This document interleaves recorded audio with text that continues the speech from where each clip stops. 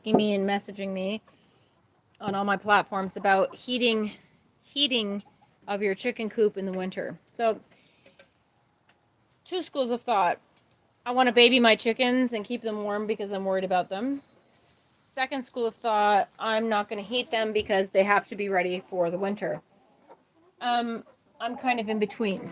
Okay, so I'm going to heat the coop very minimally in order to keep that little bit of horrible ass cold off them, because I live in Southern Ontario and it's cold as heck. I'm worried about the negative 30-degree weather in the middle of the winter. So I'm trying to make sure I have contingency plans, right? Right now I'm just testing some things because it's not been too... I'm so sorry, baby. I'm sorry.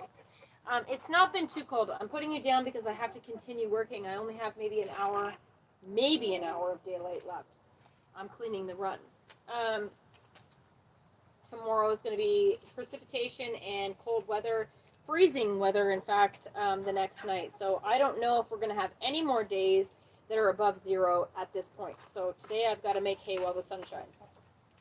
Okay, heating my coop. So when I built the coop, I know you guys have seen this coop before.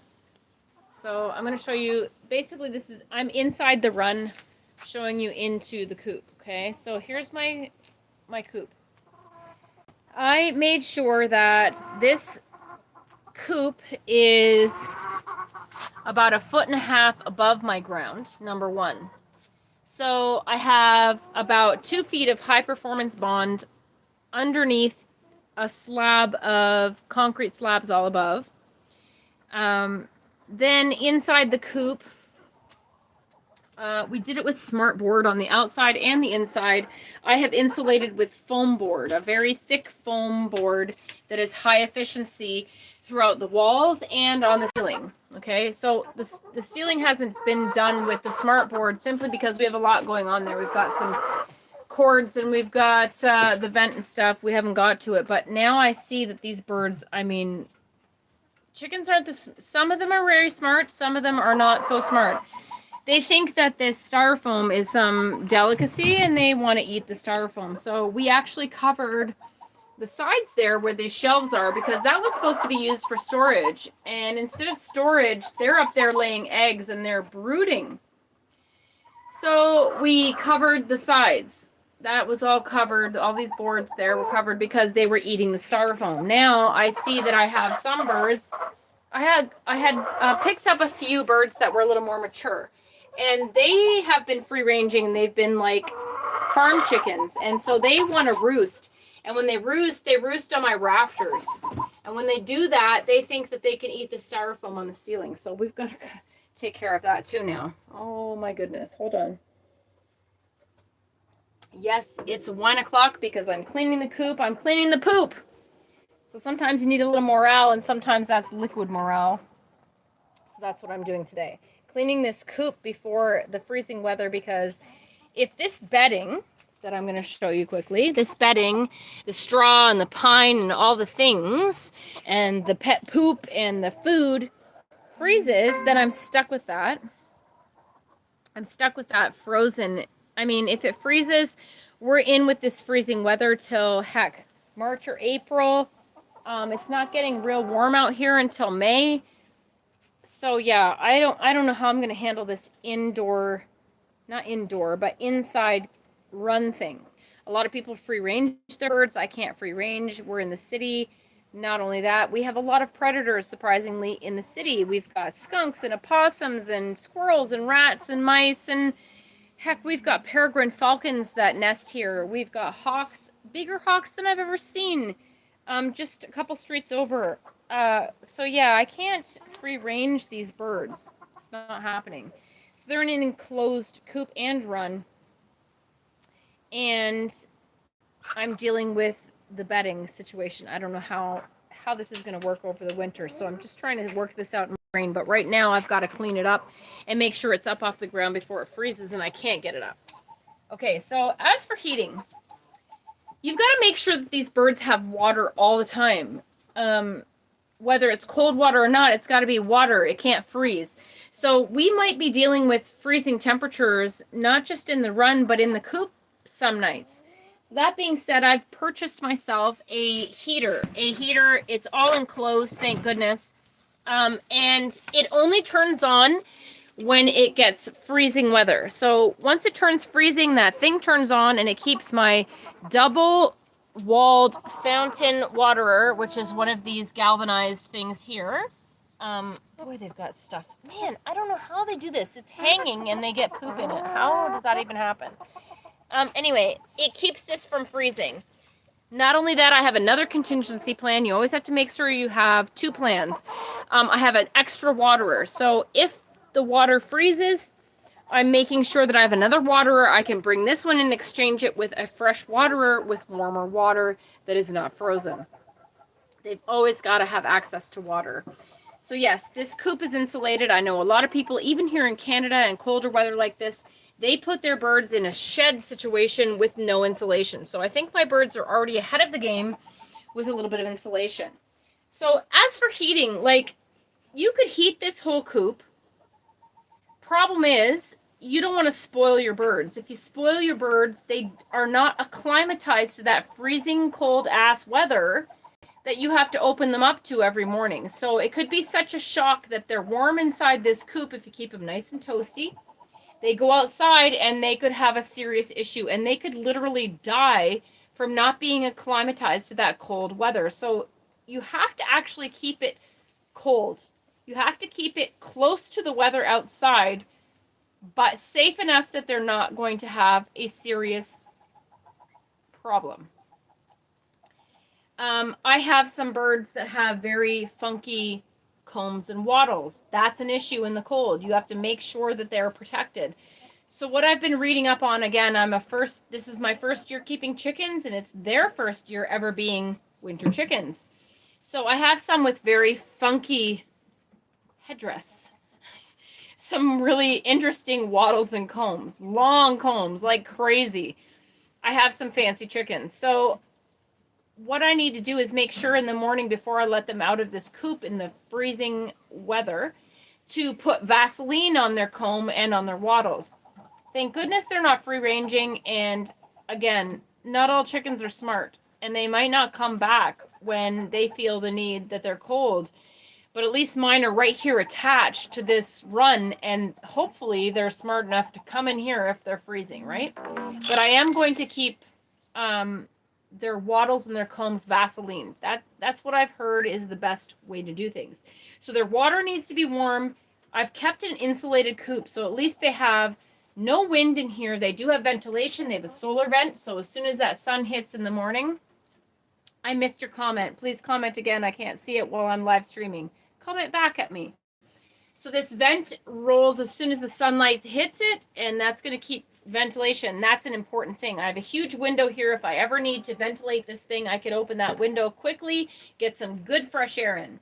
I also have a little chicken door that they can walk in and out of. I don't know I hope I'm showing it to you appropriately. That's pretty much what's going to be open during the winter. That's going to help them go in and out and maintain some sort of heat in here. I have a light, an incandescent light. Actually, this is an LED light. I shouldn't say incandescent. It's an LED light.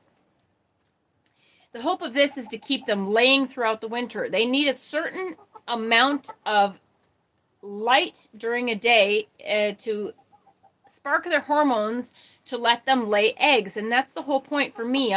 These aren't meat chickens. They're pets, and they're egg chickens. So I need them to lay eggs as long as possible. So this artificial light, hopefully, I'm in Canada. I'm in Ontario, Southern Ontario in Canada. That's where I'm at. Used to take care of chickens for my mom. Oh, that's amazing. Yes, my mom lives with me. She's elderly, and I take care of her. So yes. Okay. Yeah, so we're cold here. Where are you located, Miss Vicky Tan? Let me know. That being said, so this light hopefully should keep them laying in North Carolina. So you have a lot better weather than me, but you do have very inclement weather, and you have very wet weather, as far as I know. So you don't know whether you're going to have snow or you're going to have freezing or whether you're going to have kind of tempered weather because you're right up there on the water, I'm assuming. So this incandescent light actually has been helping. Yes, that's right.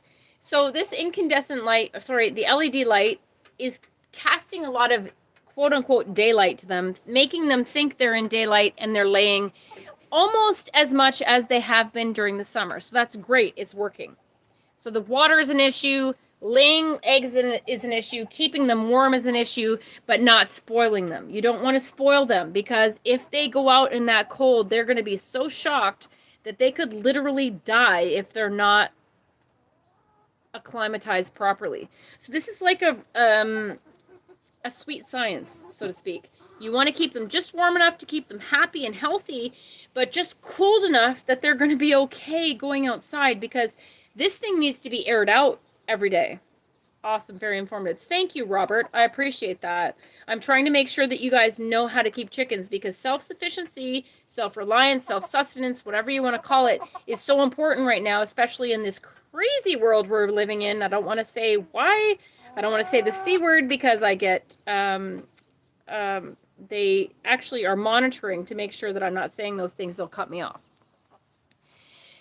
So during this crazy world of self-sufficiency, thank you very much. I appreciate that, Vicki. You want to make sure that these chickens are happy and healthy. Healthy isn't important. You want to make sure that winterizing this run, if you have to enclose your babies like I do, because they're city chickens, they're urban chickens. I don't live on a farm, unfortunately. I wish I had a farm. But I don't. I live in the city. I'm urban, but I want to keep chickens because I want to make sure that we're self-sufficient, right? So I'm going to minimally dress this these concrete slabs in my coop today with the pine shavings. I'm actually going to put some pine needles and some leaves from my front yard because it's free 99 and I didn't have to purchase it. And right now my huge trees are dropping their leaves and their needles, and that's going to help me save some money. Also, it helps with drainage quite a bit. I see even more than the pine shavings you have to purchase. I've been thinking about getting the pine pellet litter. Apparently that's very good and absorbent, but see, I'm sitting here dealing with the fact that I'm about to hit freezing weather tomorrow night. I don't know if I'm going to hit above 0 again. You just don't know. I could be looking at freezing weather till April at this point, and that sucks. I don't want to put a bunch of litter out like I've been. If it snows, we have a lot of precipitation this year and a lot ahead of us. And I don't know what we're dealing with, honestly.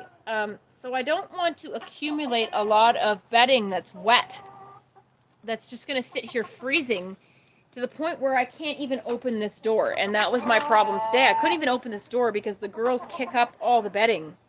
And they make hills and stuff like that. So I'm going to minimally dress this just so that they have a little bit of bedding on the bottom. I'm going to play it by ear because I really don't know what I'm dealing with at this point. If I was free ranging, that's a whole different story and it would be a lot easier, except I would be worried about predators. So that's not a lot easier. That's a big heartache if you lose your pets. Some people don't care. They have volume with their chickens. To me, they're pets. I've been raising them since they were day-olds. They have been in my home for 3 months before I even put them out here. I spent an extravagant amount of money on this coop because COVID prices of lumber went up like crazy. So these are a real investment in our future. They're a real investment in our sustainability. And we love them. They're our pets. They're our babies. We love them. We know everything about them. I'm out here daily numerous times. I know which eggs they lay. I know what color they are. I know what shape they are. I mean, it's an intense love with them. They are not meat chickens. They're egg chickens. So keeping them happy and healthy and warm and alive during the winter here is something that concerns me. So today I also purchased myself a thermostat that is a wireless thermostat. I can see the temperature inside this coop. I don't care about the run because I know it's going to be freezing. I know the outside temperature. But inside the coop, I want to make sure that they're warm enough at night. If it gets to be such an extreme cold, I need to come out here and make sure that they're okay. I do have a radiant heater for a last minute super cold night that I can turn on and hopefully will be safer than a lot of other options. I have their water heater. I have a light fixture. Let me get my ladder and show you. This off Amazon. It's like from China, but it was stocked here in Canada, so I'm sure it's stocked throughout the United States through the Amazon warehouses. Let me get it. I put this in every night to get them used to it. Hi, baby. You're good, huh? This thing is amazing. I'm not sure what brand it is. I'll have to add it. All the writing is in Chinese, but it doesn't matter. All you need to know is up, down, minus, plus and minus, the on button, and the light. This goes into your light fixture, just like your light would. So during the day, I have the light to help them, hi baby, to lay eggs, right? At nighttime, I'm putting this in. Heat that generates from your light bulb, your light source, gets blown out through this little fan, right? So it's just a little bit of extra heat that takes that chill off. Hopefully this is going to save me throughout this cold winter. And these birds, I'm actually going to order an extra one to make sure in case something happens to this thing. So I've been putting it on at night and I've been monitoring it. It tells you the temperature inside. And I can actually see it through my door without opening it and disturbing them. So they can still be sleeping. I can run out here and look at the temperature. But see, now that I have the thermostat inside that's wireless that I just purchased today through Home Depot, I have one for my greenhouse, but I didn't have one for my coop because it's a new thing, right? So this year I got one for my coop. I've been testing it today. It seems to be working wirelessly. It's a 200-foot kind of job. It's battery operated, so I just have basically it's a sensor. So I have it up there. I don't know if you can even see it. Oh, here it is. Here's my sensor, this little white thing right there. And inside it shows me the humidity and it shows me the temperature inside the coop. And that's really what all I'm going to be concerned about at nighttime when I'm worried. Usually I'm looking at the greenhouse, but this year I have chickens, so this year it's a lot more intense for me. So I run out here a couple times a night, and I said I've got to get one of these thermostats for this coop. Got one today. I'm happy. It seems to be working all as well. So I know what the temperature is in my greenhouse in case something happens or the plastic tears, the poly tears, and I can go out there and handle it. I also have some backup space heaters just in case we have a night that's just like ridiculous. And that happens here in Canada. So I'm prepared. If my space heater dies in the greenhouse, I have a backup. Actually, I have two backups. If this coop gets way too cold and I just can't manage the situation, I have a space heater. I can come out here and hang out with them for a while. Make sure that they're warm. It's a small space, right? So hopefully a little space heater can do the job. Again, ventilation is important. So that's kind of a balancing act, making sure that you have ventilation to the outside during the winter, but still enough warmth in here that they feel like laying eggs and they're comfortable and happy, right? So this is kind of a balancing act. Keeping this chicken door open and keeping these big doors open. See, I have screen with the hardwire cloth for days like this. This probably is my last day like this until spring. That's what I'm kind of seeing on the weather report. So these doors will be closed, these French doors. They have quite a lot of light. I have a huge window. So they've got lots of daylight, and that's going to be important. Hopefully they'll still be laying eggs. Otherwise, they'll go dormant. They'll kind of hibernate with egg laying. And that's okay. But, I mean, the whole point of them is not just for being pets, but to also lay us some eggs. So keeping the sunlight, keeping the daylight, keeping it insulated, I think is an important thing. There are some cracks here and there, and that's fine. My mother is going to do some stained glass windows here next spring. But in the meantime, we have some smartboard there just covering these windows on both sides. And there's a couple cracks, and that's okay because it's good for ventilation. We also have another vent here that my builder put in. So he put holes in the smartboard, and then there's a vent on the outside.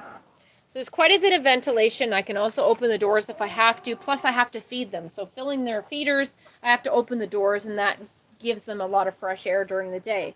But again, in the winter, it's going to be a matter of trying to keep as much heat in as possible. And I don't want to keep talking because I'm keeping you, but keeping your chickens happy and healthy and warm, keeping your coop warm is important. The bedding that you're keeping for them, they like to lay in straw, but I've seen them happy to lay in shredded paper. So if you have shredded paper that is destined for your compost or your recycling bin, cut it up or shred it. Put it in here. It's free. You don't have to go purchase bedding. So I mix that in. I don't know if you can see it. I have some mixed in with my straw right now. You can see some paper here and there. So that kind of stretches my bedding. It keeps me from having to go to the feed store so often to go get bedding. Also, when my bedding gets to the point where I'm not so happy with it inside the coop, I put it out in the run, and it has a second life to absorb moisture and things like that. Again, I'm trying to keep it minimalistic over the winter because I don't know. Hi there. Hi, prep for it. Hi. I'm trying to keep it minimalistic for the bedding in the run over the winter because, again, it might be till spring that it's accumulating, and that's just going to be like, wow. So, playing it by ear, guys. Keeping your chickens warm, making sure they have the water they need, making sure they don't have a draft overnight, making sure it's not freezing. You got to know the temperature. Even if you just put one of those old school dial thermostats in here to make sure you know what it is, come out and check it. I've literally been coming out 2 or 3 times a night just to make sure we're okay. Just getting prepared for knowing what's happening in here. What's the difference in temperature from outside to inside the coop right now before it gets really bad? Now that I have that digital thermostat, I am so much happier because it makes me feel like I have a little bit more control of knowing what's going on without having to run out here in a blizzard and opening up their door and disturbing them from sleep and bringing in the cold weather. So you've got to be aware. You don't want to disturb them when they're happy. Again, when they're stressed in the winter like that, you have to keep their stress minimal, right? That's what I'm doing. I'm almost done. I'm about 2/3 done cleaning up the poop in my run. Let me finish the poop in my run before we have 0 daylight left. We only have a little while left. So that's how to keep your chickens warm. And I know I've done 2 shows today, but people have been messaging me like crazy, and I think it's very important to know before it gets so cold that you're behind the 8 ball and your birds are cold and you're just stressed. You don't need to be up all night. If you can just peek at your thermostat by your bed and you know that your chickens have a certain temperature in there, you're good. You can go to sleep. They can go to sleep. Everything is well. All is well. Okay? A lot of people don't insulate their coop even here. I know they don't speak human, but they appreciate all you do. Oh, I hope so. I think so. They're very loving. You know, the longer you have these chickens that you've kept from babies, they're very loving. But as they get older, especially I see when they start laying eggs, they get especially lovey. Like, they want you to cuddle them and scratch them. In the chicken coop, way back when was a kid during the summer of morning being 34. Yes, start a coop again.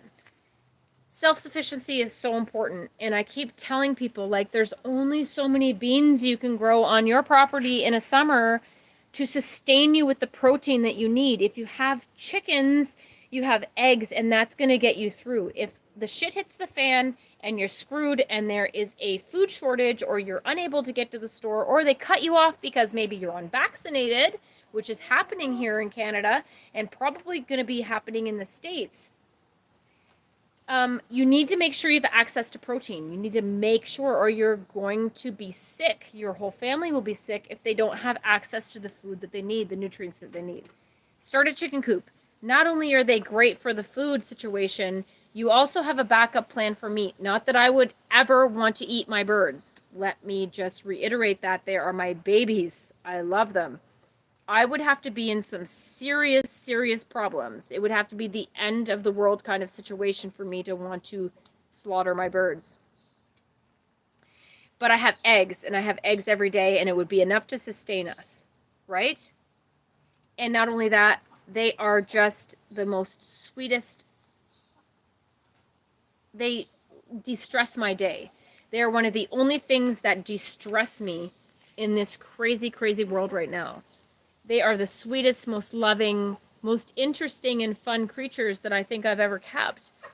I had no idea that these birds had the personality and the characters that they do. They have relationships. I have one pecking at me because she's mad because I haven't been giving her the attention that she loves and desires while I've been filming. Like, these animals have connection with you and with each other. It's not just for me to go and buy chicken at the store anymore or eat chicken is a very difficult task for me. It's like choking it down. Meat prices are so high. You have to take what you can get at this point for a lot of people and a lot of families, and we're trying to make all of our dollars stretch. But when I have to cook chicken, it's difficult for me because I think of my chicken children, and those chickens had the same feelings in life too. Like, don't get it twisted. So for me to be so ignorant and be a chef, when I was a kid, I helped a neighbor that had Buff Orpingtons. They're super quiet for years now. Yeah, I have a Violet Orpington. She is a very sweet girl. Where is she? I showed you her earlier, actually. Here she is with her fluffy bum. Look at this. How could you not love a fluffy bum like that? That's my girl. They're very sweet chickens. In fact, did you know that the queen keeps Orpingtons? That's her favorite breed of bird. So making sure that you have this backup plan of self-sustenance of eggs is so important. Not only that, the eggs are delicious. They're on a whole nother level from the stuff that you're buying at the store. A girlfriend of mine that actually keeps chickens, hers haven't started laying yet, and she is still buying store-bought eggs. She bought eggs last night. She sent me a picture of an egg she broke open in her pan that had this weird, crazy, strange-looking jelly bean thing inside of it. I said, was it an embryo? Was it attached to the yolk? She said, no. Gardening as well. Yes. Make sure you're checking in with us because we're doing self-sufficiency here. Gardening and self-sufficiency. I want to make sure that you guys are okay and your family is okay in such uncertain times. Not only that, you're getting organic produce that you know how it was produced and how everything was created from start to finish. It's so important. Both of my parents had cancer. One of them died 2 days later after we buried my father. We found out my mom had cancer. So you've really got to be aware of what's going on and what you're putting in your family's body. And now that I have a toddler that I wasn't expecting in my 40s, but still, I've been preparing for such a time as this for a good decade. I feel very confident in the fact that I'm able to feed us and make sure we have healthy food that I don't have to purchase from the store, because God knows what's on that and in that and where it came from and who touched it, and it's just a lot. It's a lot to think about. So just knowing you have that stuff in your backyard, you can prep it, you can prepare it, you can store it for the winter, and you're good until spring. And you know that, and once spring has sprung, you have food coming up again. So make sure you check in with our gardening and self-sufficiency workshops, because it's so important to learn how to do that, especially in your hardiness zone. Now, I live in Canada, so if I can do it here in a zone, we just moved up to a 6 in recent years from a 5B. If I can do it here, I know that wherever you guys are located, I'm pretty sure that we can get you to the point where you can be self-sufficient as well. So chickens, keeping them warm in the winter, super important. I want to keep them happy. I want to keep them healthy. I love them. They're not just an animal in my backyard that is producing food. They are my sweet, sweet babies. Okay? Let me reiterate that. They are my sweet children, my chicken children. So I want to make sure that they're okay. It stresses me all night to think that they're out here cold, but at least I know they can huddle as well. They make quite a bit of warmth. They're no more friendlier than they are in the winter, apparently.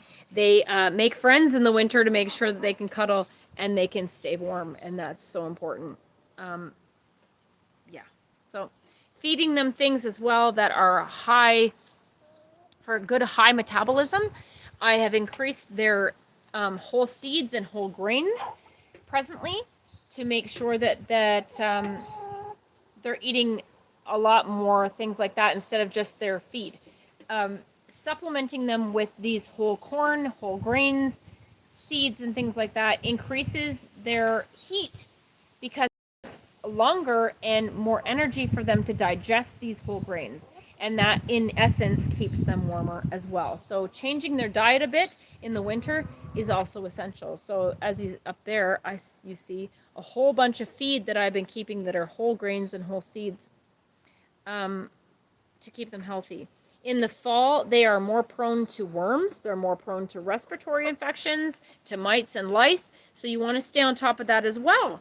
And in order to do that, you need to keep them fed with healthy herbs, all those potent herbs, oregano, rosemary, thyme, lavender, things like that. So anything left in my garden they're getting. I'm also putting essential oils in their water and on their food.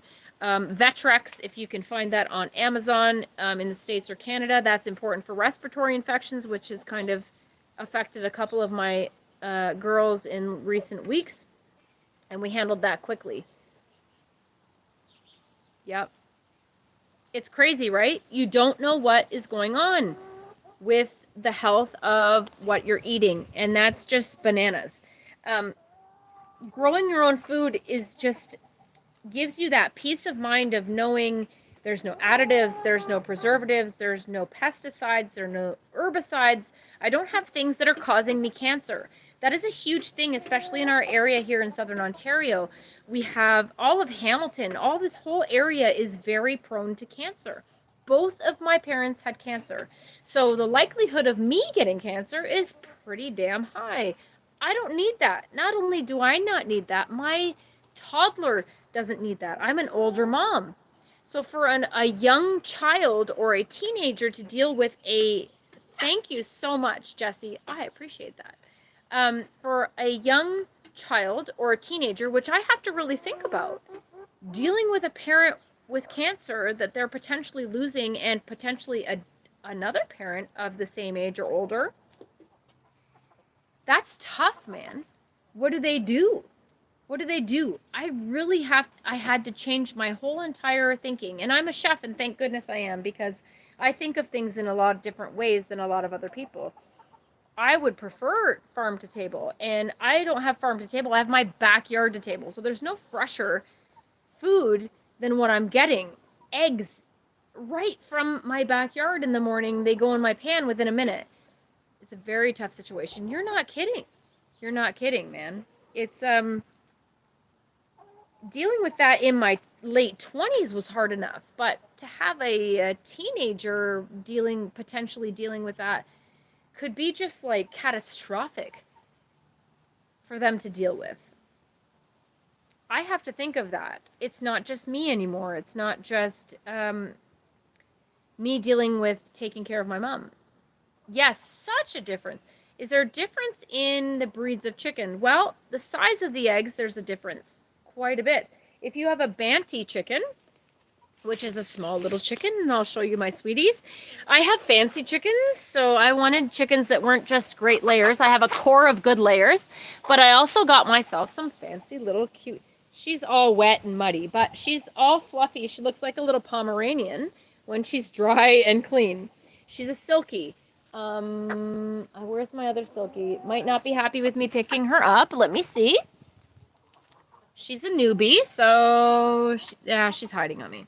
But they're fluffy and cute, and they lay little eggs because they're Banties. The taste of the eggs, I don't see much of a taste difference. I do see a difference in the color of the yolk. So mostly when you have a free-range chicken, they have those really nice orangey yellow yolks. I feed them a very wide variety of food from my garden. So essentially my chickens are free-ranging because I bring them all the free-range things. And they get a pretty gourmet diet. I feed them a lot of amazing things. I do a lot of research. I did pre-med as well. So I'm abreast of a lot of things that will bring them health as well as people. So I give them that. But I see a difference in color. I have different colored eggs. So I have white, I've got brown, all different shades of brown and cream. There's some layers that are kind of a pinky brown, and I have blue layers and a green layer. I see my blue layers, the yolks of those eggs, despite eating the same things as everyone else, are just a little bit lighter in color. So that's really the only difference I see, is the lighter color of the yolk of the blue eggers. But other than that, I don't. The quality of the eggs compared to the ones that you get at the store is a whole different story. They're amazing. The yolks are firm and they sit like little mountains. They are super healthy and fresh. The quality of the eggshells is different. They are so much harder and stronger in my girls than they are from store-bought eggs. My neighbors are chomping at the bit to get the eggs that I have, and I'm happy to share them with them as well. I don't have a lot because in the city you're only allowed to have 10 chickens, so I do keep as many eggs as I can to help share with the others that want to partake in this situation. And I get it. And I'm trying to also spread the knowledge of them possibly, potentially getting their own chickens, because I think it's a really great way to make sure you're self-sufficient. But it's, you know, it's a really great hobby, and it's a really great de-stressor. The birds are great for my psyche.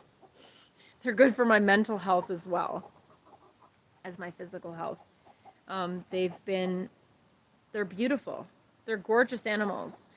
They are the sweetest little things that you ever could imagine. And to learn that about something that you just purchased at the store and throw in your oven and throw in your pan in the morning and don't even think twice about, these animals have feelings, and these animals have personality, and they have characters, and they have relationships, and they are just the most lovely animals to keep. And I've kept a lot of different animals over my past, but the chickens I think are my favorite. Yeah, that's terrible. I'm very sorry to hear that. Very sorry to hear that. Cancer is just such a B word. It's the worst, man. So let's all pool together and try and be healthier and do healthier things and make healthier choices in our life. And I think the chickens are a really great gateway to that. Gardening and chickens are a great start.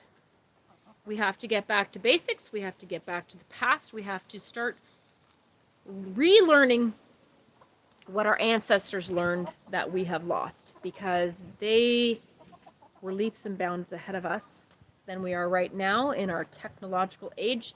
We have lost a lot of very important survival skills that are just, sorry, I get very emotional about it. They're essential. They're essential, and they've just been lost, and it's a sad, sad thing. We have been distracted by so many other things that are not going to sustain us. We have to worry about survival first and foremost. As I hear my toddler screaming in the house. You got mouths to feed, you got to make sure you can feed them. You need a place to live, you need water, and you need food. Those are the three most essential ingredients to life. So let's get on it. That's how you keep your chickens warm, and make sure you cuddle them. That's going to keep them warm too. Okay? Love them. All right. Be a champion in your household or kitchen, wherever you are. Please be more self-sufficient and less reliant upon the system, because the system will fail you, but you will not. All right. Bye, everybody. Thank you so much for joining and commenting and partaking in this information. I hope it was very helpful to you. And if nothing else, it's fellowship of like-minded people, and that's important as well. Okay? See you soon. Bye.